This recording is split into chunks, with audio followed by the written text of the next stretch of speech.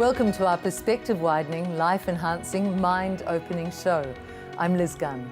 In this week's final conversation with Dr. Bruce Lipton, we go to the core of the title of this show. What is the new picture of global health? Bruce discusses the new science view that every organism is part of a community of cells or of humans, demands conscious cooperation for optimal well-being. And as part of that wholeness, this Bruce interview brings together all the parts of this whole series. We also hear from Chris Morrison, who built up and ran a successful organic business, Phoenix Foods. You probably know their ginger beer. Chris now mentors ethical business startups, and he helps the importing of fair trade, ethically sourced foods. Athlete Terenzo Bozzone epitomizes the best of what this series has offered you. He's a world champion triathlete. He takes full responsibility for his top-level health and well-being.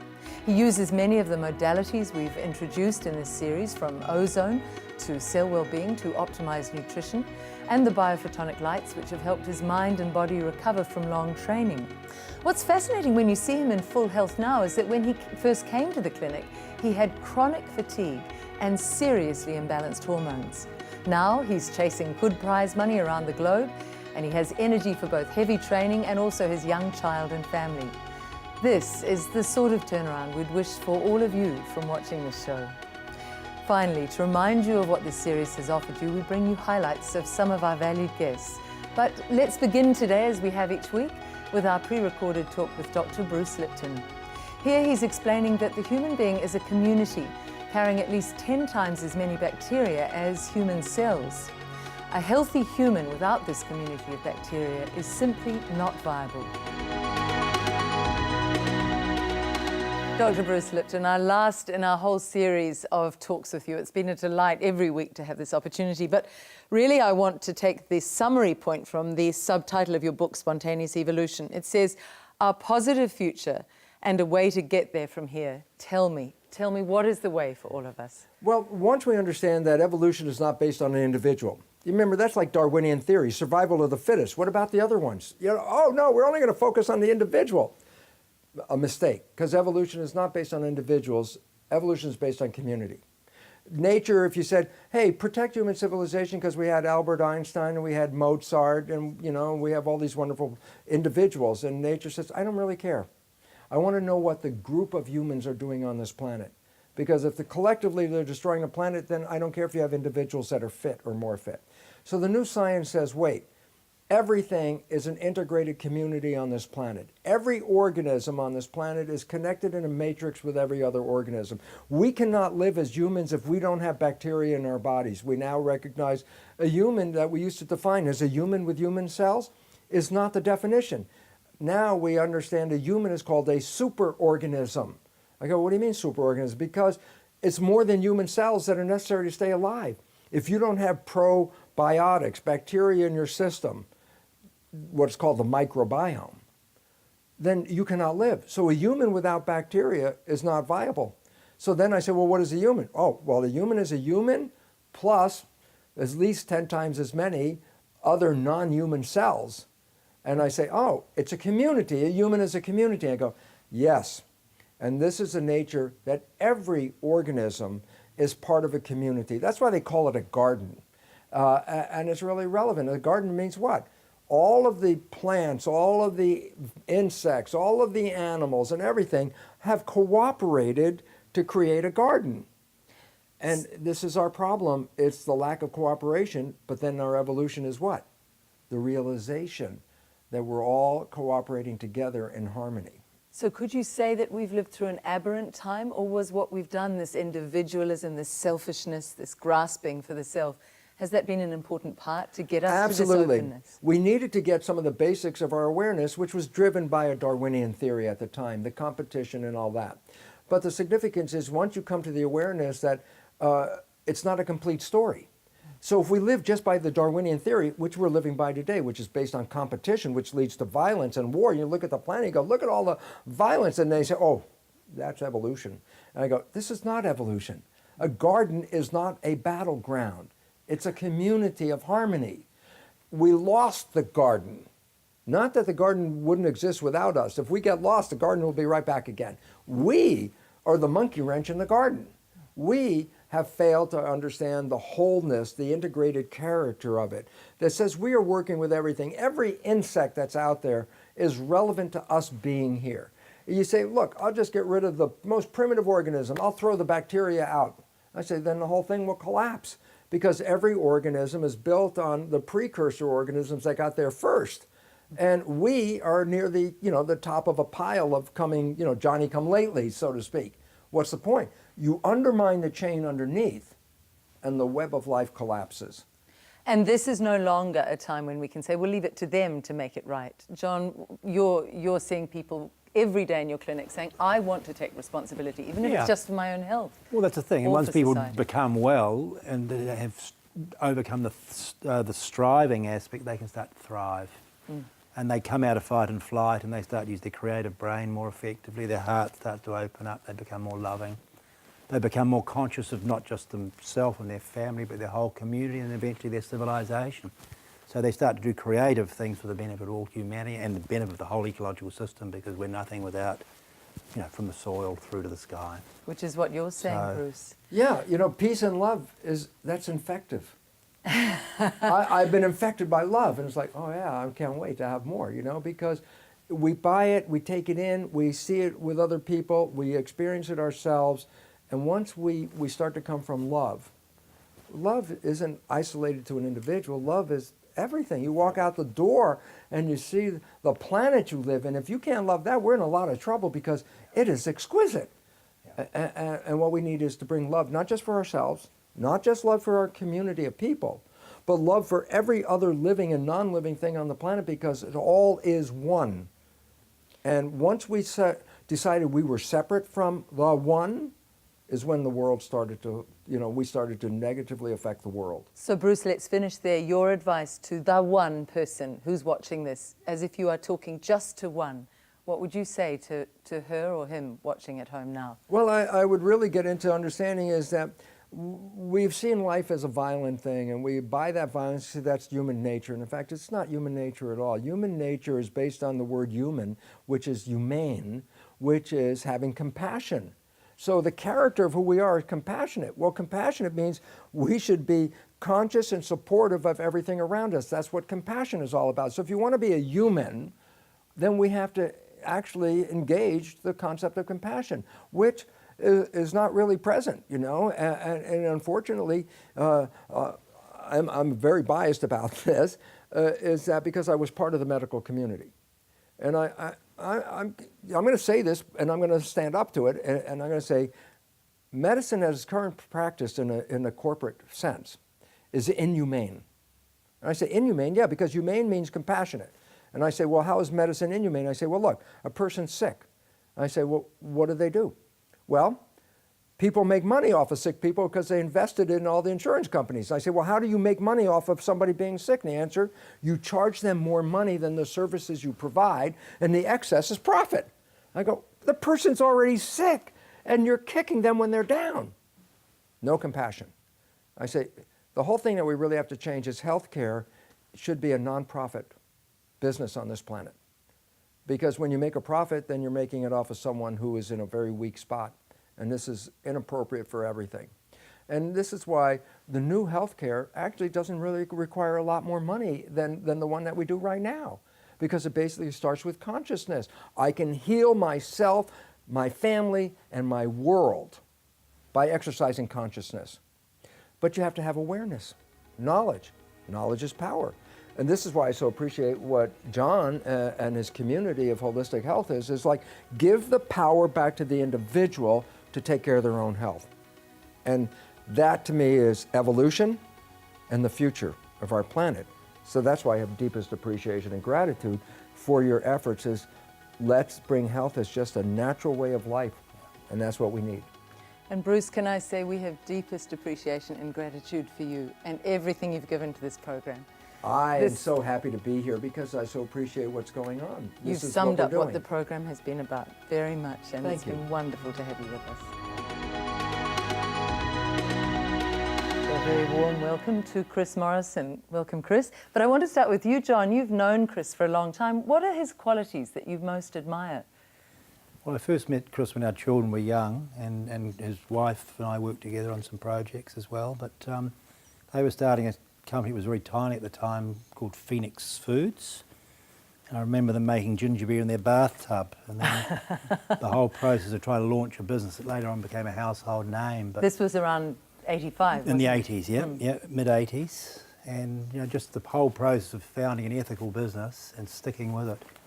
So one of the things I admired about Chris and his partners is they stuck with it and saw it through, and went through all the labour pains involved, financial struggles and whatnot with a young family, but he maintained his ethics the whole time. So that's beautiful, Chris. Could you take us back to that time and talk about what that vision was that you set out to do? Did you have ethics as a priority in business? Yes, absolutely. And, started by making homemade ginger beer.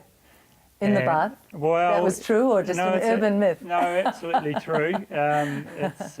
We used to collect used Steinlager bottles from behind pubs and then take them home and soak them in the bath, and the labels would come off and the cigarette butts would float out, and then we would take them down to a cafe that had a steriliser, a bottle washer, and we'd sterilise them, bring them back, and then with a very sophisticated jug and funnel, we would fill these bottles up and leave them to ferment for a week, and those that hadn't blown up we'd take round to the few cafes that were around at the time. So yes, very much a home business. And a Kiwi story. I was a student at the time, and I remember feeling excited about ginger beer coming in. Yes. It had something special about it, but what was your vision when you sat down to do that? Well, I think the great thing about ginger beer is that everybody had an uncle or an aunt that made homemade ginger beer, so it naturally fit with New Zealand families. And I guess I wanted to make it with organic ingredients and as natural as possible. We used to use honey as a sweetener, and just going through that journey and then evolving into colas and lemonades and so forth was very interesting, because it was actually quite difficult to find organic ingredients back then. But fortunately times have changed, and I hope that we had a little influence on that and encouraging growers to grow organically. Were there times when it was just easier not to do the organic thing, and you could see the dollar signs and you could have gone down that path for your own pocket, but you had to struggle, you had to wrestle to stay on your path? Well, that is the whole dilemma about ethical business, and I think that we all have choices, and sometimes there are easier choices that you drop your values to do that. Now, we decided that actually was more important to go that more difficult path and perhaps a slower growth to a business, but to stick with the vision. And I think in the long run that's what consumers supported us, and we could produce a product with added value that consumers were willing to pay a little bit more for. I think that's a particularly strong thing in New Zealand. I think we are willing to support those who have ethical values. I've talked to many who say New Zealand should actually turn into a completely organic country. Would you go as far as that? Definitely, Liz. I'm all for New Zealand being 100% organic. I see no reason for that. And, again, in other areas like renewable energy, I think we should be 100%. We're a tiny country at the bottom of the world, and there's a large demand for organic products. And to source products from countries that actually go the extra mile and actually walk the talk, we have this 100% pure campaign. I'm all for actually sticking with it. I know we aren't 100% pure, but we should strive to that. So rather than dilute that brand, keep it there and strive to attain it, I believe. And it makes tremendous financial sense for those who can't see past the dollar, who can't see into the ethical side of life. A honey grower I talked to said she cannot keep up with demand for New Zealand product. What have you done since the ginger beer escapades? How long did that last? That was 20 years. So, it was a very important part in my life and my family's life. I mean, my kids have only ever grown up with Phoenix, and so it was quite a sad day when we moved on. But you made a good living from it, didn't you? It served you very well to have it was a great life, and it set me up for the future. And I guess we've gone from there, and now I'm involved with All Good organics, and we were the first people to bring in fair trade bananas into New Zealand. So we work with a small cooperative in Ecuador called El Guabo. And, that's great. There is a story behind produce, and I think consumers are really interested. They want to know where their food comes from and how it gets to their table. And can you tell me a little bit about the bananas, just quickly? So we're supporting small growers if we buy those. Absolutely, yeah. So bananas traditionally come from multinationals, and their bananas are sourced from plantations, and often the growers are not paid a living wage.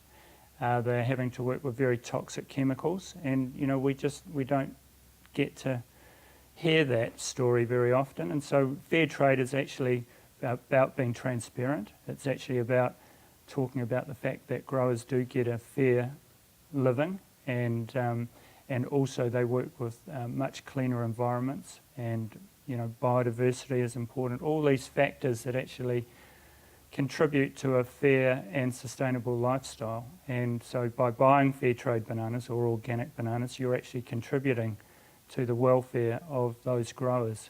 For me, anything with fair trade on, it's something I will absolutely support. John, what about the mentoring side of what Chris has done?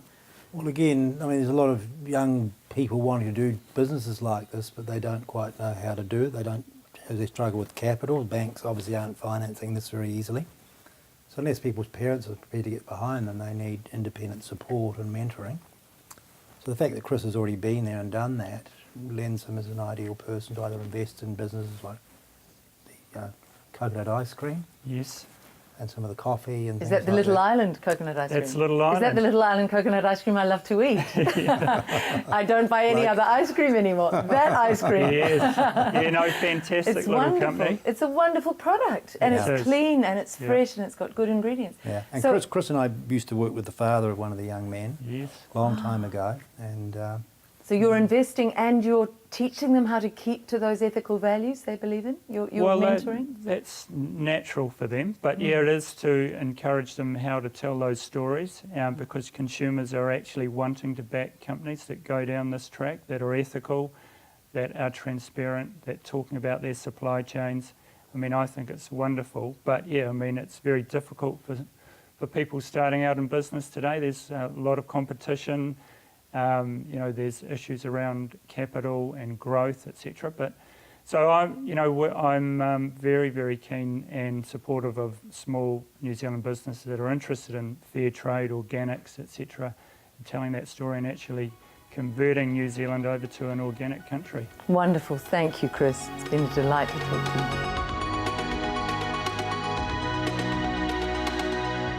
3 of the main factors in modern life are sleep, fatigue and immunity. We've got Chrissy in the HOPKINS at the moment. It's going to help you, Chrissy, with the fatigue you've been experiencing, help you sleep tonight, improve your immunity. Added benefits is it's going to actually help you improve your skin quality and anti-aging.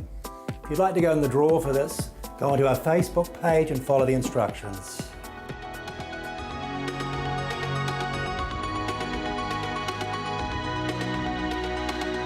Before we came on air, you said you've been training 6 Yeah, I hours. had 5 hours on the bike in the Whiteaxe, and then just jumped in the pool, did an hour swim, but the water temperature was a bit high, so I'm still sweating. I give you permission to towel down whenever you need to through this interview. So that's huge physical work that you're putting your body through basically every day, isn't it? And you're about to go off to Europe, I understand? Yeah, so every day I'm training, usually swim, bike and run at least 5 times a week, and then the other 2 days there's two disciplines a day, and anywhere from 30 hours to 40 hours plus per week, so a lot of physical demand on the body. You've done the ozone spa. Yes. Mm-hmm. You look like I'm just got out of the ozone spa. I just think you look like you are really an authentic athlete who's trained 6 hours today. I love it. I think it's real. Yeah, it's great. But the ozone spa, it seems to. What do you find? It seems to work deeper in the body. You can set different settings in there. So you can work on the adrenal recovery or muscle recovery or joint recovery. So it depends where I'm at in my training and how my body's actually feeling.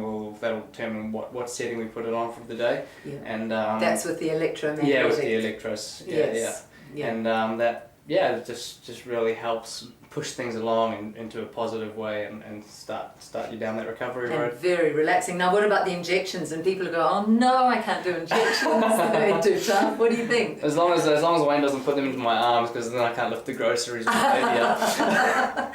But they're not. I haven't found them painful. No, not at all. You just No? you come in, and Wayne's very professional. Just jabs you in and walk out a couple minutes later, and you're I with the ozone injections, I feel a lot more oxygenated. So training later on in the day, your muscles just feel stronger and there's more oxygen in there, so you can just push a little bit more. Which makes such sense, because it is oxygen that's life. That's the key to it. Now you're going off to Europe. Where are you heading to? Yeah, so I have 2 races in America, half Ironman and then Ironman. That's the next month, and then after that heading up to Europe, to Girona, to do some training up there and get ready for the rest of the season. The big race for me is the half Ironman World Champs, which are in Australia in September, and then the Ironman, which is in Hawaii, Kona, in October. In October, so that's where you're heading, your big aim is. Yeah, that's my big goal. Thanks, Terenzo. Thanks, Liz. Great to be on the show.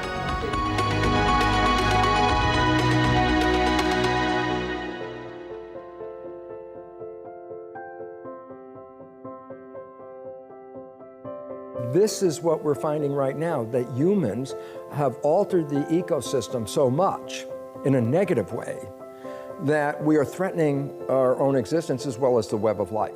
Each one of us then creating health collectively adds up to this thing. You can't send a bunch of people that are not healthy out into the world and say, make the world healthy. They're not healthy to begin with. They're not balanced. No. You've just summed up our whole program. Thank you. Our whole series. So many minutes. This is the great thing about Bruce's work. It has given us the science, because Bruce did the actual research, broke it down individual cells and petri dishes, and did the research. Took the genes out of the cell and watched their behaviour. Knowledge is power. And most importantly, a lack of knowledge is a lack of power. To take power back over our lives. And once we do that, the health crisis that we see in our world today will disappear overnight. You would have been the last person who would have expected heart problems. You would have probably put yourself in a very fit, healthy category. Would that be fair? Yeah, we do have some family, history. Like my mum has had issues when she was a young girl, major stuff, and she's lived with, been on warfarin for years and years, and that's the kind of thing I want to avoid. Well, it's been amazing. Well, the really cool thing was doing like the hair follicle tests, and because they just give you there it is, there's the report, and it's science-based, it's not some kind of airy-fairy stuff. So yes. It's when you're looking at it in black and white on the paper in that report, you go, whoa, okay. That is 80% of the population actually have a thyroid condition, but they walk around under this category called subclinical hypothyroidism. That is where they have the symptoms, but their blood tests appear to be normal, and they suffer for their entire lives. I decided to tackle the problems, solve it. I said, what about epigenetics? I go, well, epi means above. So when I say epigenetic control, it literally says control above the genes. Multiple brain integration technique is a bit like ancient wisdom meets modern neuroscience. And scientists now have proved what ancient wisdom has always said, is that there's multiple brains. One more stress, one accident, one more thing, and the adrenals happen to go down. Because they're the glands of stress, they have to try to balance all the stresses, internal, external, thermal, chemical, emotional, psychological, physical, that your body endures. And so it's just too much for some people, and the adrenals start to go downhill. I'd like to add my endorsement. Your book, Adrenal Fatigue, should be in everybody's home and read by everybody, and more than that, probably read by every doctor. If I throw the inside out of balance, then my cells are not living in harmony. Well, if I could myself, I'd be 100% organic. If we could get the supply, I'd be 100% organic. The body has a system to deal with stress from the outside. It's called the adrenal system. Diet, lifestyle and environment, and genetics being the 4 kind of key causes of disease. So in diet, you've got what you eat every day and how much you eat and where it's grown, the quality of the food. Lifestyle, you've got things like stress, and you've got, do you drink and do you smoke, things like that. What time do you go to bed? environment where you live, is it toxic, and the soil and the atmosphere, and then genetics, which seems to be a very, very small part of it. And we can control our genetic expression through what we do in these other areas. And it puts all the organisms on this planet in a hierarchy, from the most primitive bacteria at the base of the tree to humans at the very top of the tree. So the evolution is not the evolution we're facing now, not us. We've already evolved. The evolution is the evolution of the community of humans. But I actually believe it's about four-dimensional wellness, and that adrenal fatigue is not something that we catch. It's actually something that we give to ourselves. Science-wise, it's new because I can show you the mechanisms now. Is the idea new? I go, 400 years, the Jesuits have said, give me a child until it's 7 and I will show you the man. Almost from day one, the baby's watching the faces of the parents, he says, and learning about the world that he or she sees in their expressions. As Bruce said, the child scores the environment based on the parents' reactions, and all those observations are then lodged in the child's subconscious. So an infant, when it's born, is not even expressing consciousness, the activity of consciousness in its brain. That is a later development, around age 7. But also the brain is observing the environment and recording. So a child's brain is like a camcorder on record for 7 years. Two things that strike me there, the importance of possibly even before conception or conception to 7 years. Those are possibly the most important years of a human's life. In India, what we're trying to do is help the farmers recover from a devastating influence of Monsanto, genetically engineered products. The farmer's part of the ecosystem, the family, the community is like, oh, biodynamics says, how do we farm and incorporate everything into one system and understand it? This is fascinating because more and more people are thinking about the probiotics in their stomachs. There's the same sort of probiotic need in the soil, isn't there? Absolutely. And this is a new look at biology because now instead of individual systems, biology has transitioned into what is called systems biology. And all of a sudden, holism says, my health is not just underneath my skin. My health is an integrated community with everything else in the world. Through looking at the whole system, it all ties in together, the whole. Absolutely. And all of a sudden, what we now know from quantum physics, that the energy of the field can shape the physical structure of matter. And all of a sudden it says, wait, new physics. Energy is the sole governing agency of the particle. Particle is matter. All of a sudden, quantum physics says, you know what you left out as Newtonian physics? You left out the invisible field. Now it turns out, not only is the visible field present, but it is more powerful in influencing you than the physical field. And all of a sudden, so let's add the last definition to tie it off, and that is, so what does physics call the field? What's the definition of the field, the energy around us? And here it is, definition of field. Invisible, moving forces that influence the physical world, okay? Then I say, coincidence. A couple thousand years, give me the definition of spirit. Invisible, moving forces that influence the physical world. So spiritual understanding was left out of the scientific equation because we ignored the energy. Quantum physics comes back in and says, what you left out, what other people used to call spirit, is the invisible forces that influence us. So the new biology is what? Based on the invisible stuff that we've left out of the equation. How do you feel about something? Things like that. And this, John, is what you're doing so much in that's where mind-body medicine works, energy medicine works, even ozone, which is very rich in negative ions. So we're using field physics science, which is a very, very inexpensive way of getting massive outcomes very quickly. But it's the new frontier of medicine, It's a new isn't frontier. it? Absolutely. So that's basically what we're trying to do with clients once we got them through a stage past survival into a thrival environment. Looking at those highlights, I can't quite believe how much we've packed into a mere 10 weeks. For my part, I've certainly learned a huge amount, and I hope you feel the same. The ozone for me has been a life changer, and I'm sleeping much better and having a lot higher energy levels. But many other parts of the whole, many things I've learned along the way have benefited me. If you'd like to know more, you can go to the Global Health Show Facebook page. But in the meantime, I wish you all health and well-being.